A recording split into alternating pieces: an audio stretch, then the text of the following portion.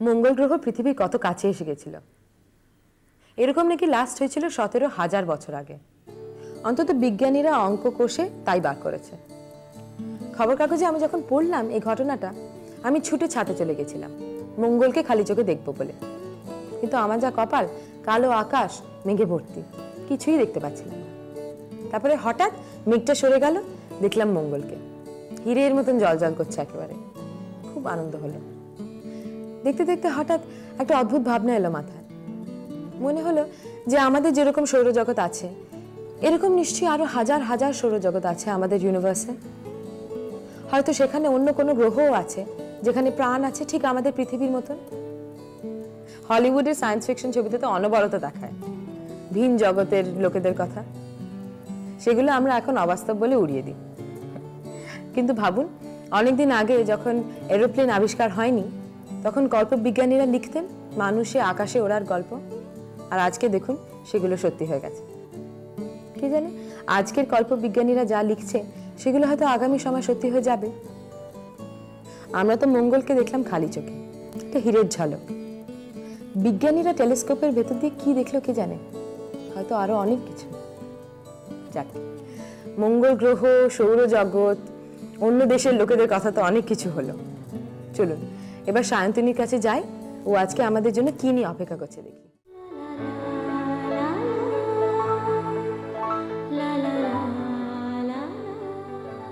নমস্কার, আমি সায়ন্তনী। শুরু করছি নারীর ফ্যাশন। সাদা মেঘের ভেলা, কাশফুল, শরৎকাল, নিশ্চয়ই বুঝতে পারছেন আমি কি বলছি। ঠিক, আমি বলছি পুজোর কথা। আর পুজো বলতে কি মনে পড়ে? বাঙালি এবং তাঁত শাড়ি।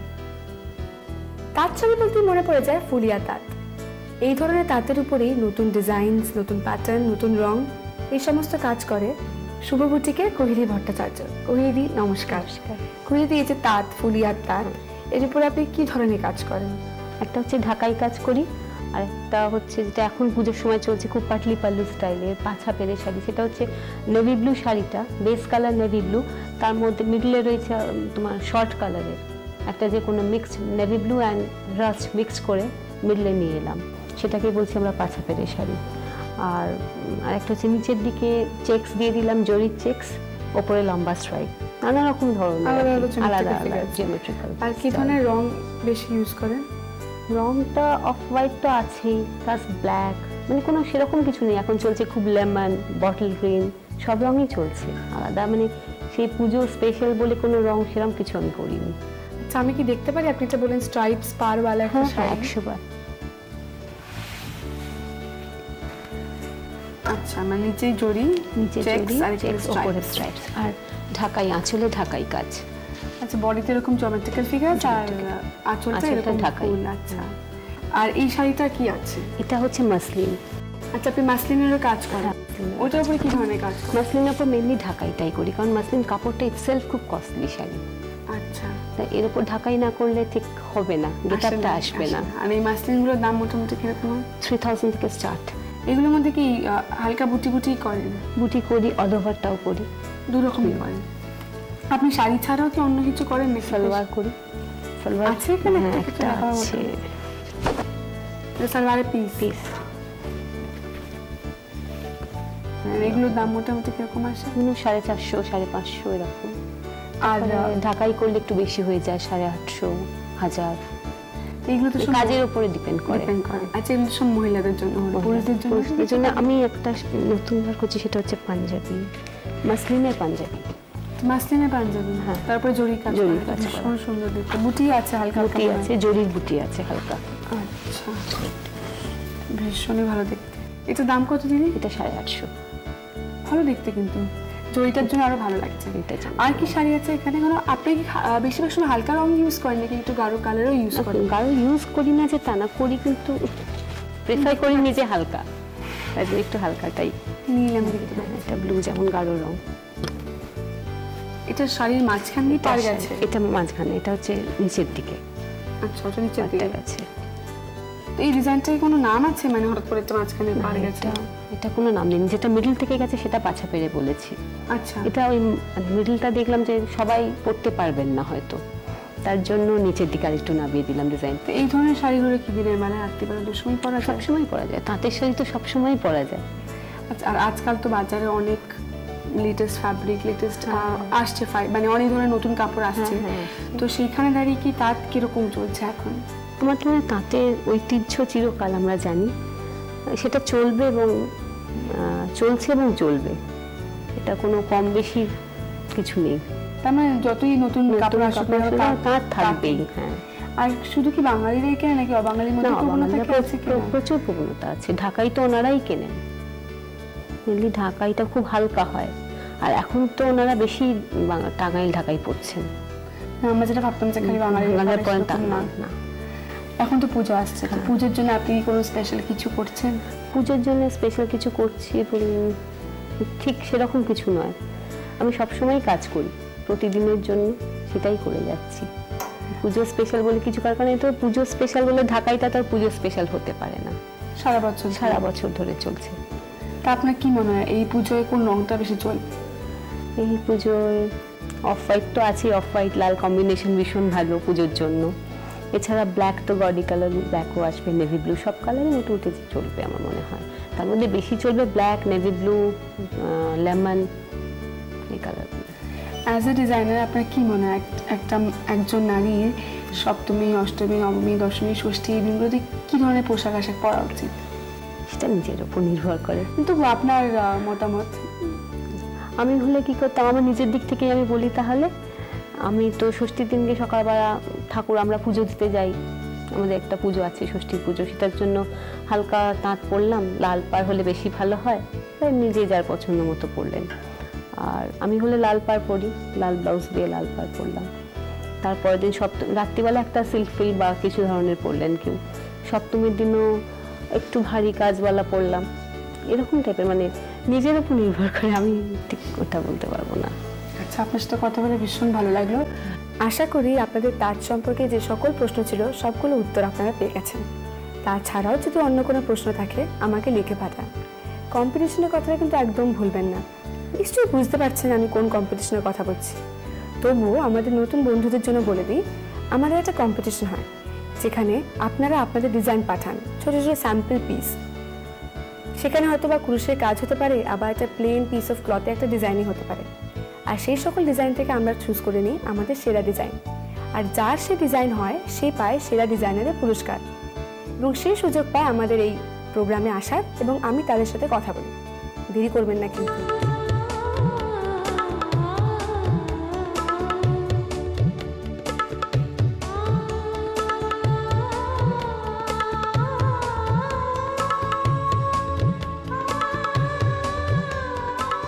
তাঁত বলতেই আমাদের একটা ধারণা যে আমাদের দিদা ঠাকুমাদের শাড়ি, ধারণাটা কিন্তু একদমই ভুল, এবং আমি সেটা বুঝতে পেরেছি এখানে এসে। আমি কোথায় এসেছি? আমি এসেছি গড়িয়াহাটে বলরাম সাহায়। নামটা খুবই আমাদের চেনা, সেটা আমি জানি। তাঁতের উপরে ভীষণ ট্রেন্ডি এবং স্মার্ট কালেকশন আছে এখানে, যেটা শুধুমাত্র দিদা ঠাকুমারা কেন, আমরাও পরতে পারি। দামটা চটপট জেনে নিই। আচ্ছা দাদা, এই যে শাড়িটা, এটা দাম মোটামুটি কিরকম? 350। আর এটা কোনো স্পেশালিটি আছে? এটা ডাবল বর্ডার আছে এটা। আচ্ছা, আর এই শাড়িটা? এটা আপনার Ganga Jamuna border, temple border, জরির। গঙ্গা যমুনা। আর এটার দাম? 380। মানে আমি একটু আগে বলছিলাম না যে আমরা ভাবি তাঁত মানে এটা হালকা ম্যারম্যারের রং, কিন্তু দেখুন ভীষণ ব্রাইট কম্বিনেশন। আর এই শাড়িটা স্পেশালি একটা মানে বিশেষত্বটা হচ্ছে কি, দু রকমের বিভিন্ন রঙের পার। এটা যেমন বলুন গঙ্গা যমুনা, একদিকে সবুজ একদিকে মাস্টার্ড কালার। আর দামটা তো উনি বললেন মোটামুটি 360 থেকে 380-র মধ্যে। আচ্ছা, তবে ওই কালো শাড়িটাকে দেখতে পারি? এটা ভীষণই সুন্দর। এটাও তাঁত তো? তাঁতের উপর এটা কি কাজ আছে? এটা ফ্যান্সি কাজ, জরির ফ্যান্সি কাজ। মানে জরির ফ্যান্সি কাজ বলতে আমরা একটু রাতের দিকে এটা পরে যেতে পারি? না, এটা পড়তে পারি। আর এটার দাম মোটামুটি? এটা আপনার 750 থেকে শুরু। দেখতেই পাচ্ছেন ব্ল্যাক তো আমাদের সবারই খুবই পছন্দ, তার উপর এটা ব্রাইট জরির কাজ, ভীষণ একটা ক্লাসি লুক দেয়। আর ওইটা একটু দেখতে পাই দাদা? হ্যাঁ, ওইটা পেস্তা কালারটা ভীষণ হালকা একটা ইয়েলো কালার, পুরো দিনের বেলা পরার জন্য, এটা পুজোর দিনে পরার জন্য ভীষণই ভালো। এটা দাম কত? স্পেশালিটি এটা আপনার 800। এটা স্পেশাল হচ্ছে এটা সিলভার জরির কাজ, বেনারসি স্টাইলে তাঁতের মধ্যে। বেনারসি স্টাইল তাদের মধ্যে মানে একটা ভালো কম্বিনেশন, বেনারসি কাজ আবার কাপড়টা বেসিক ফ্যাব্রিকটা হচ্ছে তাঁত আর সিলভার বর্ডার যেটা আপনি বললেন। আচ্ছা, আর ওইদিকে কোনো শাড়ি আছে সবুজটা দেখতে পারি একটু? এটাও কিন্তু দেখতে সুন্দর লাগছে, এই সবুজটা ভীষণ ভালো। এটা কি স্পেশাল? এটা আপনার এটাও তাঁতের বেনারসি, এটা আপনার এটা গোল্ডেন জরি, যেটা প্রথমে দেখানো ওটা সিলভার জরি, এটা গোল্ডেন জরি। আর দামটা মোটামুটি 800 বাজেটের মধ্যেই দামটা কিন্তু আসছে। আর ভীষণ একটা ভ্যারাইটি দেখতে পাচ্ছেন, সবুজও আছে, হলুদও আছে, আবার যা কালো আছে। কি চান আপনি, এখানে এসে যান মোটামুটি আপনি সবই পেয়ে যাবেন।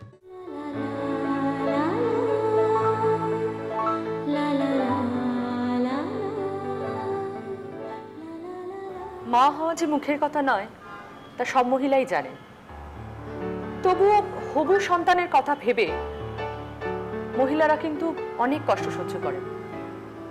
আগেকার দিনে তো আরো করতেন,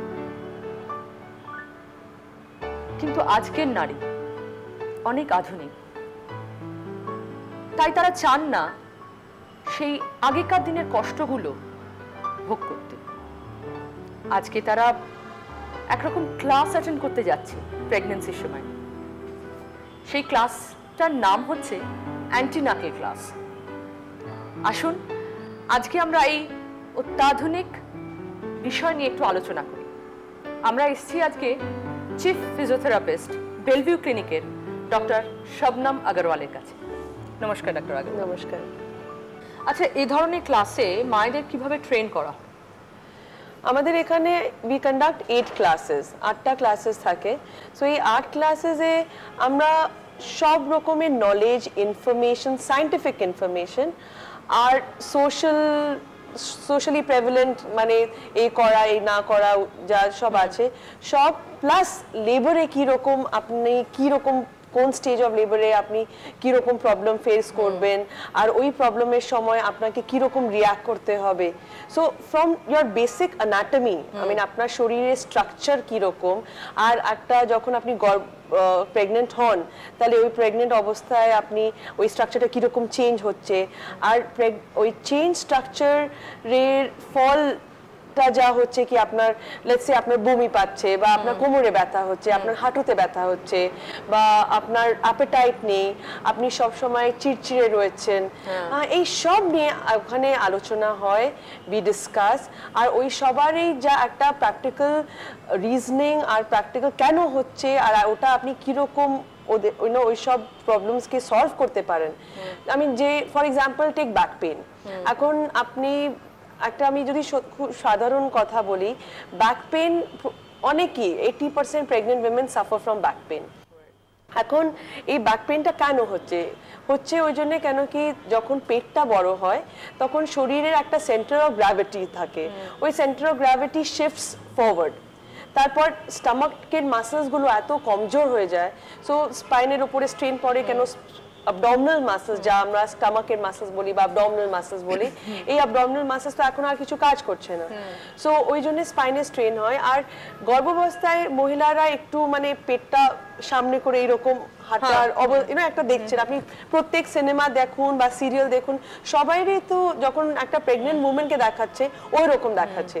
এখন বোধহয় বিকজ ওই নায়িকা তো প্রেগনেন্ট নয়, ওই জন্য ও দেখাবার সময় একটু বেশি দেখিয়ে দেয়, আর এখানে মহিলারা বোঝে কি ওই রকমই হাঁটতে হয়।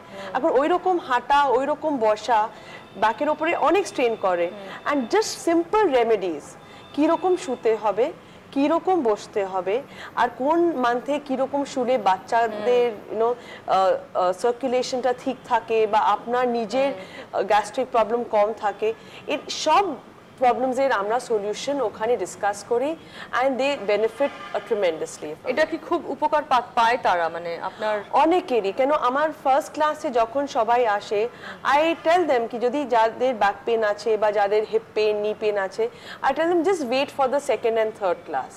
সেকেন্ড ক্লাসে প্রবলেমস ডিসকাস করি আমরা, আর থার্ড ক্লাসে আমরা ওদেরকে এক্সারসাইজেস দেখাই। এই থার্ড ক্লাসের পর only maybe 0.5% women complain of problems, I mean এই সিম্পল এক্সারসাইজেস লাইক আমাদের সোসাইটিতে কি প্রেভেলেন্ট, মহিলা প্রেগনেন্ট হয়ে গেল ওকে বলা হলো না না কিছু কাজ করবে না, শুয়ে বসে থাকো, এটা খাওয়া বারণ সেটা খাওয়া বারণ, আর এটা খাবে না বা মাটিতে বসবে না। এখন এই সবটা মানে মেডিকেলি যদি কোনো প্রবলেম থাকে না বা কোনো একটা লো প্লেসেন্টা না থাকে তাহলে মাটিতে বসা কোনো অসুবিধা নেই।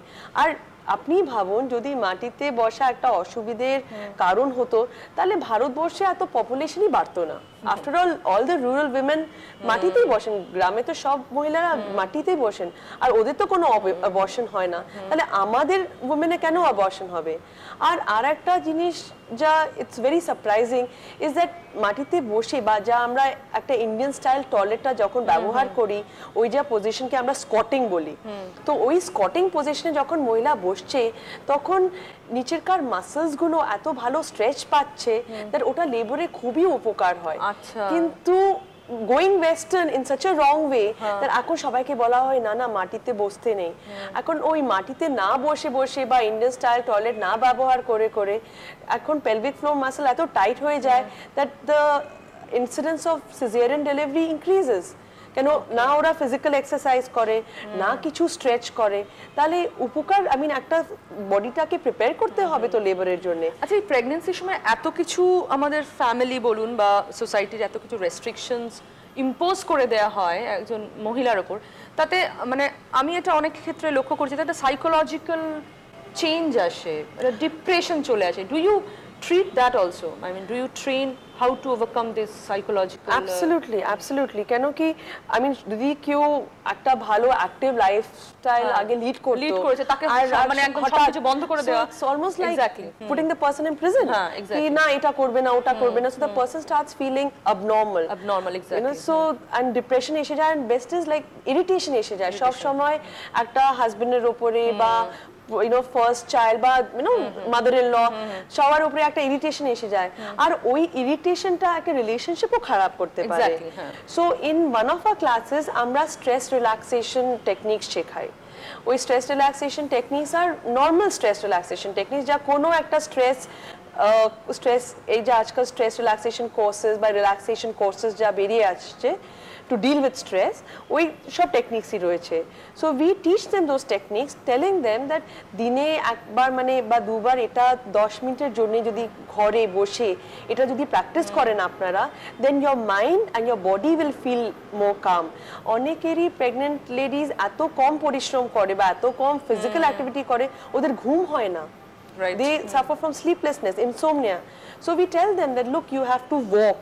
Walk is a good stress buster. মানে walk করতে করতে আপনি দেখবেন if you have had a very good walk during the day, আপনার ঘুম অনেক ভালো আসবে। More you keep yourself physically active, better a normal pregnancy. Absolutely. So that is the main thing, that এই যা একটা মহিলাকে বলা হচ্ছে কি কিছুই করো না, ফিজিক্যালিও কিছু করো না, মেন্টালিও ইনঅ্যাক্টিভ, ফিজিক্যালিও inactive, so they say empty mind is a devil's workshop. So mental relaxation is very important during pregnancy.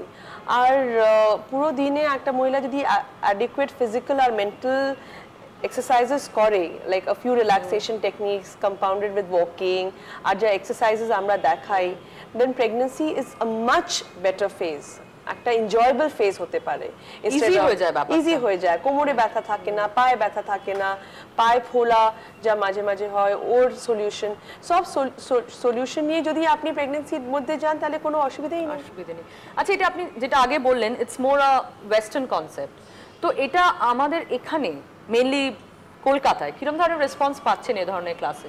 Tremendous response. কেন যারা ক্লাসে আসছে ওরা যখন লেবার স্টেজে পৌঁছে আর যখন লেবারে পৌঁছে আমনের সামনে দেখছে কি সবাই চাচাচ্ছে, আর ওরা চাচাচ্ছে না, কেন কি ওরা জানে এরপর এই আসবে এরপর এই আসবে, দেন দে ফিল ভেরি গুড। আর আমি এতগুলো ফোন কল পাই কি ম্যাম আপনার ক্লাস করলাম, আমার লেবারটা এত ভালো হলো আর আই ওয়াজ নট স্কেয়ার্ড, আমি ভয় পাইনি। ইম্পর্টেন্ট, কেন লেবারের সময় it's so easy to be scared, so আমরা ভয় পাইনি and we were very happy and আজকেই একটা এত বড় রসগোল্লার একটা হাঁড়ি এসছে because they were so happy with the classes. So the response is tremendous. And আগে কি হতো পিওরলি মানে গাইনোকোলজিস্ট রেফার করতেন and you know the girls would come. এখন ওরা নিজে গাইনোকোলজিস্টকে বলছে কি না আমরা ওই ক্লাসে দিতে চাই, সো আমরা কি যাব, and then the gynaecologist is very happy sending them over. আচ্ছা, এর খরচটা কিরকম? এরকম ক্লাস অ্যাটেন্ড করতে গেলে কিরকম খরচা পড়ে? অ্যাকচুয়ালি একটা প্যাকেজ আমরা দিই 8 ক্লাসেসের। সো 8 ক্লাসেসের প্যাকেজ হচ্ছে 2500, কিন্তু যদি কেউ পুরোপুরি প্যাকেজ না নিতে চায় তাহলে প্রত্যেক ক্লাসের খরচ হচ্ছে 300 টাকা। এটা 1 ঘন্টার ক্লাস। মানে ইটস নট নেসেসারি যে she has to attend all the 8 classes? No, it is necessary she has to attend, but কারো যা হয় ওরা মানে এন্ডের মায়ের বাড়ি চলে যায়, আউট অফ স্টেশন চলে যায়, then they don't want to take a package. আচ্ছা, কখনো এরকম হয় that they want to just cater for back pain, কারো back pain এত বেশি হয়, so they just do the back pain classes, but most of them then end up doing all the 8 classes. So it's individual choice. Thank you doctor Agarwal. Doctor আগরওয়ালের সঙ্গে এই আলোচনাটা আপনাদের নিশ্চয়ই অনেক উপকার করবে। আমি সাজেস্ট করব প্রত্যেক হবু মায়েদের আপনারা এরম ধরনের অ্যান্টিনেটাল ক্লাসেস নিশ্চয়ই অ্যাটেন্ড করবেন। তাতে প্রেগন্যান্সি অনেক স্মুথ হবে, অনেক নর্মাল হবে, আর কোনো ভয়ের কারণ থাকবে না। নমস্কার। তুমি যে আমার চিরদিনের সেই নারী।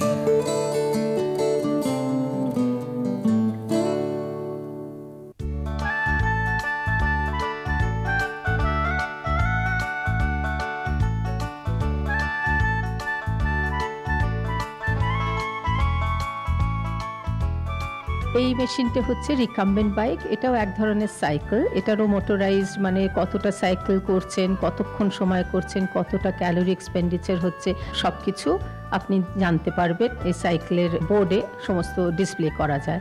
এটা ওয়েস্ট ডাউনওয়ার্ডস, মানে কোমর থেকে নিচে পর্যন্ত সমস্ত মাসেলসই একসঙ্গে অ্যাকশনে আসে, এবং এই সাইক্লিং করতে গেলে পরে আপনার গ্লুটিয়াল মাসেলস থেকে শুরু করে থাইয়ের মাসেলস, কাফ মাসেলস এবং ফুট, এই সমস্ত অ্যাকশনগুলো একসঙ্গে হচ্ছে, এবং তার ফলে কি হচ্ছে আপনার কোমর ডাউনওয়ার্ডস, কোমর থেকে নিচে থাই, কাফ মাসেলসের মেদ ছড়াতে সাহায্য করে এবং শেপে আনে, মাসেলের টোনিং হয়, এবং মেয়েদের এই যে কোমরের নিচে একটা ফ্যাট জমে যে একটা মানে চেহারাটা একটুখানি খারাপের দিকে দেখায়, বিশেষ করে ওয়েস্টার্ন ড্রেস পরলে বা সালোয়ার কামিজ পরলে, এই সাইক্লিং করার ফলে এটা অনেকটা মেদ ঝরিয়ে সুন্দর করে তোলে।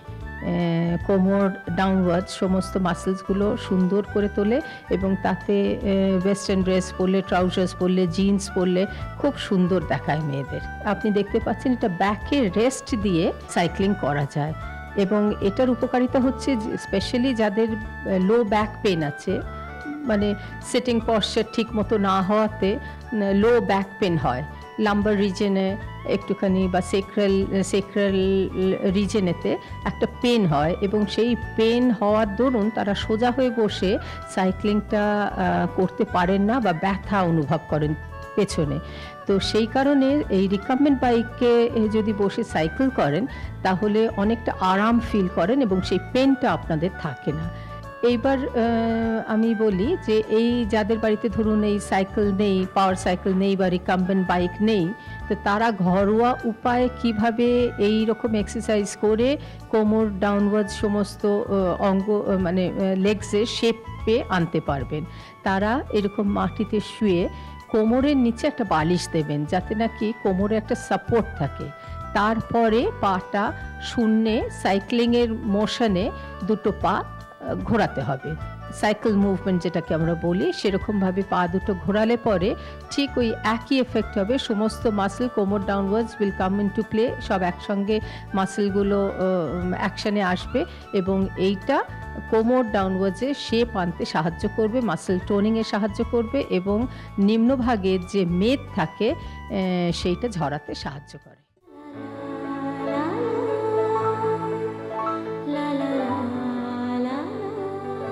নমস্কার, আমি সায়ন্তনী। শুরু করছি নারীর বিউটি। আজকাল আমাদের সবাইকে বেশ বাইরে বাইরে ঘুরতে হয় কাজের ক্ষেত্রে, যার ফলে কি হয় আমাদের স্কিনটা ভীষণভাবে পুড়ে যাচ্ছে, যাকে বলা হয় সানট্যান। এইটা থেকে মানে এই সমস্যা থেকে আমরা কিভাবে মুক্তি পাবো? অনেকগুলো উপায় আছে, কিন্তু একটা কমন মেথড হচ্ছে ব্লিচ করা। ব্লিচ করা কিন্তু অতটা সহজ নয়, কারণ ঠিকভাবে যদি ব্লিচটা না হয় তাহলে ত্বকের বেশ ক্ষতি হতে পারে। কিভাবে আমরা ব্লিচটা করব, সেই ব্যাপারে কথা বলার জন্য আজ আমার সঙ্গে আছে ফন্টানা বিউটি পার্লারের সুপ্রিয়াদি।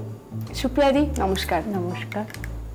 ব্লিচ বলতে আমরা সকলেই জানি যে কিভাবে ব্লিচটা করতে হয়, কিন্তু অনেকেই ব্লিচ করতে ভয় পায় কারণ ওটা একটু ক্ষতিকারক।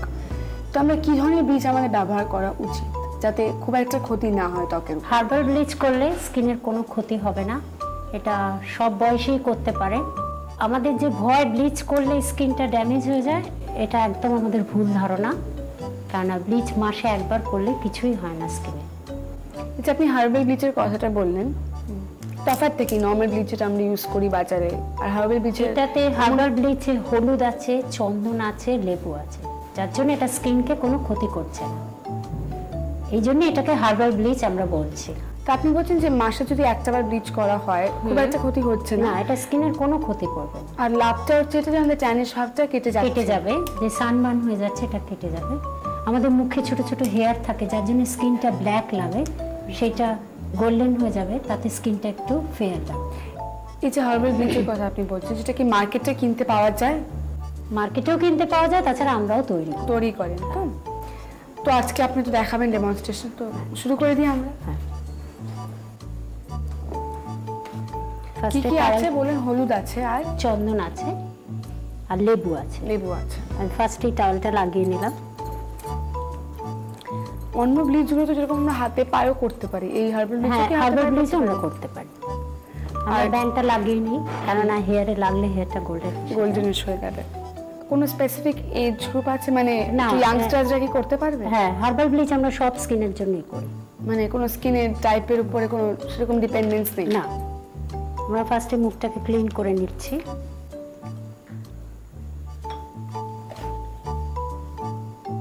পুরো ফেসটাকে ক্লিন করে নিলাম। আমরা যদি ব্লিচ করার রাইট ওয়েটা জানি, মানে কোথায় লাগাতে হয়, যেরকম আই পোর্শন লাগাতে নেই, ভুল পাশে লাগাতে নেই, সেটা জানার পর কি হবে ব্লিচটা আমরা বাড়িতে ব্যবহার করতে পারি? হ্যাঁ, বাড়িতে আমরা করতে পারি। চোখটা বন্ধ করলে ভালো হয়। আমরা চোখের পাশে চারিধারে লাগাই, আইব্রোসটা বাদ দিই, কেন গোল্ডেনিশ হয়ে যাবে একটু। অনেক সময় কি হয়, এটা ব্লিচ করার পর না ভীষণভাবে বোঝা যায় যে মুখের উপর ব্লিচ ইউজ করা হয়েছে, অদ্ভুত একটা গোল্ডেন আভা এসে যায়। এটাতেও কি তাই হয় নাকি ন্যাচারাল ব্যাপার লাগে? আমরা 12 মিনিটস রাখি। ন্যাচারাল লাগে তো? ন্যাচারাল লাগে। যাদের রংটা একটু চাপা তাদের ক্ষেত্রে আমরা 8 মিনিট রাখি। যারা একটু রংটা পরিষ্কার তাদের ক্ষেত্রে আমরা 12 মিনিটের বেলা মিলিয়ে পরিষ্কার করে দিই। এই টাইমটা আমাদের খেয়াল রাখতে হয়। আমরা যখন এই ব্লিচটা লাগাই আমরা এই নেকটা করে দিই, এত বাজে লাগে দেখতে, সামঞ্জস্য থাকে। হ্যাঁ, এমনি নরমাল ব্লিচ লাগালে কিন্তু বার্নিং সেন্সেশন হয়, এটাতে কি তা হয়? এটাতে কিছু হয় না। আচ্ছা, নরমাল একেবারে। আমরা আপার লিপটাকে এরকম ভাবে দেখে নেব হেয়ারটা গোল্ডেন এসছে কিনা। যেই গোল্ডেন আসে আমরা মিক্সিং করে দিই। মিক্সিং বলতে কি? এই মিশিয়ে দিলাম, পুরো স্কিনটা মিলিয়ে দিলাম, যে সমানভাবে হ্যাঁ কালারটা আসে। এটা আমরা 2 মিনিট রাখবো। কতবার করা উচিত, মানে কারো যদি ভীষণভাবে ট্যান হয়ে গিয়ে থাকে? এটা মাসে একবার করলেই ট্যান ভাবটা অনেকটা কেটে যায়। অনেকে বলে বিয়ার লাগালে নাকি ব্লিচের একটু হালকা মানে ট্যানিশ ভাবটা কাটতে সাহায্য করে। হ্যাঁ, সবসময় তো পার্লারে গিয়ে ব্লিচ করা সম্ভব না। না, চটপটের জন্য কি বিয়ার লাগিয়ে ব্লিচের এফেক্টটা আনা যায়? হ্যাঁ, সামান্য মানে ফর দ্য টাইম বিং যদি আমি চাই। মুছে দেওয়ার পর বেশ পরিষ্কার লাগছে কিন্তু মুখটা। এবার আপনি বলেন হার্বাল ব্লিচে হলুদ আছে, হলুদে যে ডিফারেন্ট বলুন, হলুদ চন্দন, তো ওগুলোর কাজ কি কি? হলুদটা আছে বলেই স্কিনের মধ্যে র্যাশটা বেরোচ্ছে না। এটা কি দিচ্ছেন আপনি? এটা আমরা রোজ ওয়াটার দিচ্ছি। কেন? এটা স্কিনটাকেও ঠান্ডা রাখবে। আচ্ছা, তারপরে আমরা ঠান্ডা টাওয়াল দিয়ে আলতো হাতে এটাকে মুছে দিলাম। তাতে ও যখন রোদে যাবে ওর স্কিনে কিছু হবে না, কোনো এফেক্ট হবে না, র্যাশেস বেরোবে, কিছু বেরোবে না। হার্বাল ব্লিচ করতে গেলে ঠিক কিরকম খরচ হয়? 120 টাকা চার্জ হবে পার সিটিং? পার সিটিং। আচ্ছা, আর এটা কি পুরুষরাও করতে পারে? হ্যাঁ, এটা কারণ আজকাল তো সবাই করতে পারে, তাদের ত্বক নিয়ে, এবং সব বয়সেই করতে পারে, মানে পুরুষরাও করতে পারে, তাদের স্কিনের জন্য ভীষণভাবে সুটেবল, সবার স্কিনের জন্য সুটেবল। এটার পর যদি আমরা ব্লিচ করার পর একটু আমরা ম্যাসেজ দিয়ে দিই জেল দিয়ে, তাহলে স্কিনটা ভীষণ গ্লো করবে। ক্রিম কিংবা জেল জাতীয় কিছু আমরা কি ম্যাসাজ করতে পারি? আমি একটু ম্যাসাজ করে দিচ্ছি। ব্লিচ করার সময় আমি শুনেছি যে একটু নাকি টেম্পারেচারটা হাই হয়, যার জন্য একটু ইরাপশনস বেরোতে পারে, এটা কি সত্যি? না, এটা হার্বাল ব্লিচের ক্ষেত্রে না। আচ্ছা, ওটা নর্মাল ব্লিচের ক্ষেত্রে অ্যামোনিয়া থাকে যেহেতু ওটা স্কিনটা একটু হিট হয় বা স্কিনটা অনেকের পুরো ব্ল্যাক আসে, সেই জন্যে হার্বাল ব্লিচটা আমরা এখন সবাইকে, যেহেতু কোনো কেমিক্যালস নেই, না এতে কোনো কেমিক্যালস নেই, সেই জন্য মানে সেই ইরাপশনস বেরোবার ভয়টা নেই, অতটা কোনো ভয় নেই। আমরা এরপরে জেল দিয়ে একটু ম্যাসাজ দিয়ে দিলাম। বেশ পরিষ্কার লাগছে ওর ত্বকটা। এবার কাস্টমাররা ইচ্ছা করলে মেকআপ করতে পারে, তাতে কোনো অসুবিধা নেই। আমার হার্বাল ক্রিম লোশনস ব্যবহার করতে পারে, সব কিছু ইউজ করতে পারে। অনেক ধন্যবাদ দিদি। আশা করি স্কিন ট্যান হওয়া নিয়ে আপনাদের যে সকল প্রশ্ন ছিল সবগুলোরই উত্তর আপনারা পেয়ে গেছেন। হার্বাল ব্লিচটা কিন্তু সত্যি খুব উপকারী। দেখলেন তো কিভাবে স্কিনটা একটা গ্লো এনে দিল, ট্যানটাও দূর হয়ে গেল, অথচ স্কিনের কোনো ক্ষতি হলো না। এরকম যদি কোনো টিপস আপনাদের কাছে থাকে সেটা কিন্তু আমাকে অবশ্যই পাঠাবেন, এবং সেই টিপসগুলো থেকে আমরা সিলেক্ট করে নেব সবার থেকে সেরা টিপটি।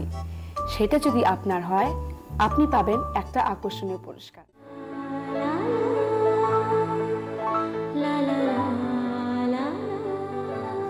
মানে কাকড়া তো কি? আরে আমার জোডিয়াক সাইন কাকড়া। ও আগে যদি জানতাম আমি সত্যি আসতাম না। মানে ক্যান্সারিন? হ্যাঁ। ইম্পসিবল। কেন? ক্যান্সারিন আপনি জানেন ও পাইছেন? আপনারটা ডেডলি কম্বিনেশন। আপনারটা আমি আর বলছি না। কি রান্না করছো? ইন্ডিয়ান স্পেশালি বাঙালি কাঁকড়ার ঝাল বোধহয় আমরা সবাই জানি। কাঁকড়ার ঝাল? তাহলে আজকে আমরা কাঁকড়ার ঝাল খাচ্ছি। সেরকমই আমার ইচ্ছা তো রয়েছে বানানো। আচ্ছা, তো এটা বানাতে কি কি জিনিস লাগবে? এতে যেগুলো কিছু কিছু ইন্ডিয়ান আর বাঙালি যে রান্না হয় তার কমন কিছু কিছু স্পাইসেস লাগে। তার মধ্যে নুন আছে, অনিয়ন লাগে, জিঞ্জার পেস্ট আছে, গরম মশলা আছে, এখানে জিরে আছে, জিরে পাউডার আছে, নুন আছে, এইগুলো লাগে। গ্রিন চিলিজ তো ডেফিনেটলি লাগবেই। হোয়াইট অয়েল না? White oil. White oil, right. সরষের তেলও দেওয়া যায়, কোনো অসুবিধা নেই, বাট হোয়াইট অয়েল ফ্লেভার। তেলটা যতই ঠিক করে গরম না হয় তাহলে কিন্তু প্রবলেম হয়েছে, টেস্টে অনেক প্রবলেম হয়েছে, আর এটা স্টিক করে যায় এর সাথে। মানে মশলাটা ভালোভাবে কষে না? না। আচ্ছা, যখন কালারটা হয়ে এসছে লাল টাইপের, তারপরে অনিয়ন পেস্টটা দিয়ে দেবে।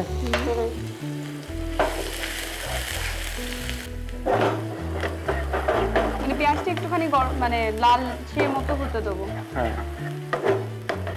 নাহলে কাঁচা পেঁয়াজের ওই একটা স্মেল থেকে যায়।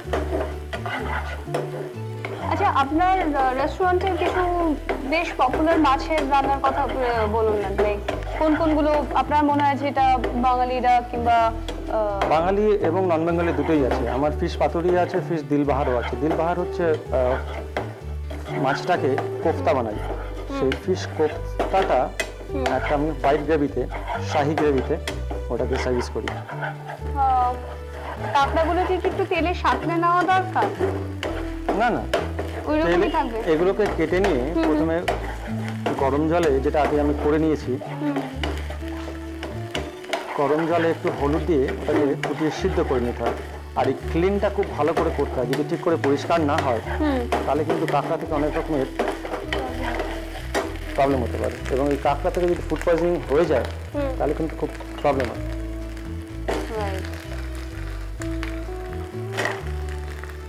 চাইনিজ আবার এই হাড়গোড়গুলোকে ইউজ করে না,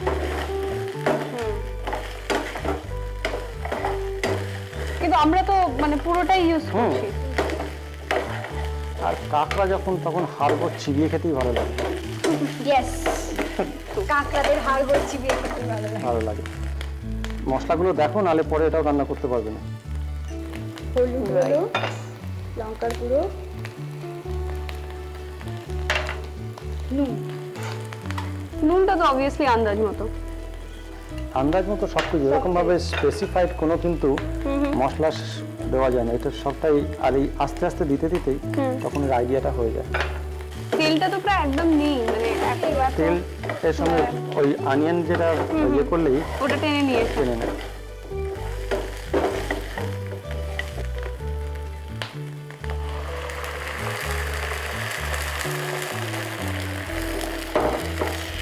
কাঁকড়াগুলো সেদ্ধ হতে কতক্ষণ টাইম লাগে? কাঁকড়াগুলো আগে সিদ্ধ করে নিতে হয়, না হলে এই কাঁকড়া যে কাঁচা কাঁকড়ার যে গন্ধটা ওই গন্ধটা এর মধ্যে এসে যায়, সেটা খুব খারাপ, যার জন্য হলুদ দিয়ে আগে সেদ্ধ করে নিতে হয়। আর এই পুরো প্রিপারেশনটা কত সময়? 10 মিনিট। 10 মিনিট। এটা গরম মশলা, গরম মশলা গুঁড়ো। তুমি ঝাল ঝাল দেখতে লাগছে না? একটা সুন্দর গন্ধ বেরিয়েছে। রান্না করতে পারবে পরে? মনে হচ্ছে। আগে খেয়ে দেখি, তাহলে একটা চাকরি আমি পেয়ে যাবো। রেস্টুরেন্ট খুলে ফেলো। রেস্টুরেন্ট না খুলি, তবে আপনাকে একদিন রান্নাটা করে খাওয়াতে পারি। কাঁকড়ার ঝাল। কাঁকড়ার ঝাল, রাইট। কিন্তু মনে রাখবে কাঁকড়ার সাথে আমার শত্রুতা। কাঁকড়ার সাথে হতে পারে, আমাদের সাথে হবে না।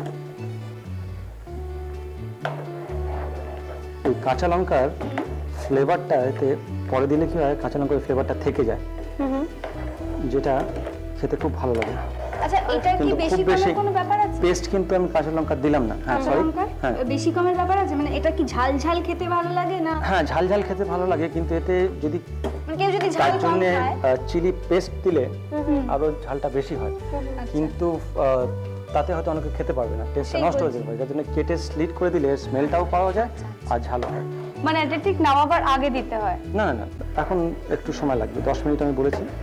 আচ্ছা, তার মধ্যে 5 মিনিট অন্তত এটাকে স্টিয়ার করতে লাগে।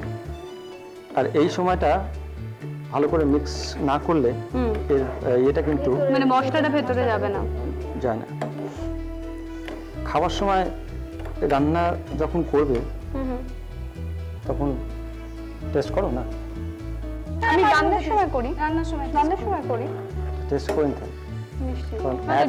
ঝাল নুন এটা বোঝা যায় না। চোখটাকে একদম ঠিক রাখতে হয় রান্নার সময়, কালার দেখলেই বোঝে যে কি কম হতে পারে, সেটা ডিসাইড করতে হয় দেখে। হ্যাঁ, আর এটা বোধহয় যত প্র্যাকটিস করা হয় ততটা মানে হ্যাঁ, এটা আস্তে আস্তে আস্তে আস্তে হয়ে যায়। একটা কথা সব সময় খেয়াল রাখতে হবে, যখনই কোনো জিনিস রান্না করবে এর প্রেজেন্টেশনটা কিন্তু বিরাট একটা এফেক্ট। নিশ্চয়। দেখতেই যদি কোনো খাবার ঠিক না লাগে, সে খাবার কিন্তু কখনো ভালো লাগবে না। যত মানে অনেক ওই জন্য যে গার্নিশ করা হয়, গার্নিশ করার কারণটাই কিন্তু ওইটা, যাতে দেখতে ভালো লাগে। উপরে কালার কম্বিনেশনের কন্ট্রাস্টটা বেশ চমকালো একটা ব্যাপার হয়, আর প্লাস ওটা খানিকটা ওই ফ্লেভারটাও অ্যাড করে, যেমন ধনেপাতা একটু দিয়ে দিলে তার যে ফ্লেভারটা আসে সেটা অনেকটা হেল্প করে। তো আর অ্যাকম্পানিমেন্টও যেমন ইম্পর্টেন্ট। অ্যাকম্পানিমেন্ট হচ্ছে কিসের সাথে খাচ্ছি, ফুড অ্যান্ড অ্যাকম্পানিমেন্ট। এই ব্যাপারটা হচ্ছে যে জেনারেলি যেটা মানুষের আইডিয়া সেটা হচ্ছে ভাতটা খাচ্ছি কাঁকড়া দিয়ে, সেটা কিন্তু ব্যাপার না। ব্যাপারটা হচ্ছে কাঁকড়াটা খাচ্ছি ভাতটা দিয়ে, সুতরাং অ্যাকম্পানিমেন্ট হচ্ছে ভাতটা, রাইসটা। সেখানে যদি আমি ব্রেড বা ওই রুটি বা ওইসব কিছু নিই ইন্ডিয়ান, সেটা ঠিক যায় না। ওই টেস্টটা খুব ইম্পর্টেন্ট বোঝার যে কি আছে। সেটা ভাত দিয়ে খেলেই বোধহয় টেস্টটা বেরোবে, ঠিকঠাক লাগবে। না, তার কারণে সব আমি দেখলাম ভাতটাকে অনেক সময় মানে খুব সুন্দর করে গুছিয়ে দিয়ে দিল, তার সাথে থাকে একটা হলুদ রঙের ঝোল, প্লাস আবার তার সাথে একটা গার্নিশ, তো সবকিছু মিলিয়ে একটা ব্যাপার আসে, সেই আর কি। এবার কে আগে টেস্ট করবে, সে যদি আমাকে একটা তাহলে ভালো হয়। মানে এটা মোটামুটি কমপ্লিট।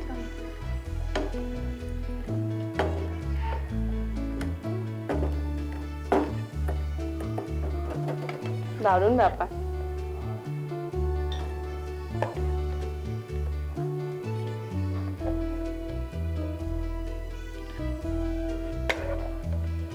এটা কি পুরোটাই মনামি টেস্টিং এর জন্য? এটা যদি টেস্টিং এর জন্য হয় তাহলে আসল খাওয়াটা কি হবে? রাইসের জন্য একটু ঝোল ঝোল করলে গ্রেভিটা একটু বেশি রাখলে ভালো লাগবে। গার্নিশের জন্যই আবার একটা দুটো গ্রিন চিলিস উপরে দিয়ে দিলে।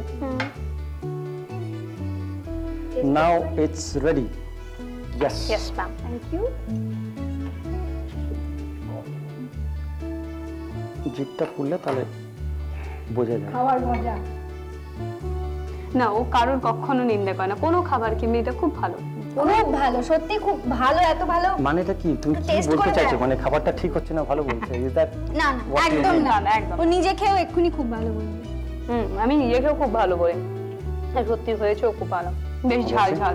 কাঁকড়ার ঝাল করতে আমাদের লাগছে ছোট কাঁকড়া 4টে, পেঁয়াজ বাটা 100 গ্রাম, হলুদ গুঁড়ো 1 চামচ, লঙ্কা গুঁড়ো 1 চামচ, গরম মশলা 1 চামচ। তেল গরম হলে তাতে পেঁয়াজ, আদা, রসুন, কাঁচা লঙ্কার পেস্ট দিয়ে কষতে থাকুন।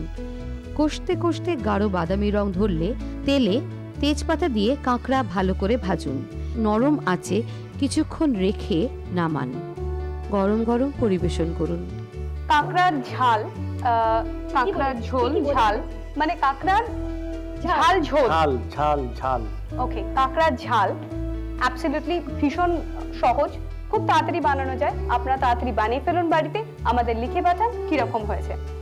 আর নতুন কোনো রেসিপি থাকলে আপনাদের কাছে সেটাও রান্না করুন, আমাদের জানান, আমরা রান্না করব। তাহলে পরের দিন আবার দেখা হচ্ছে।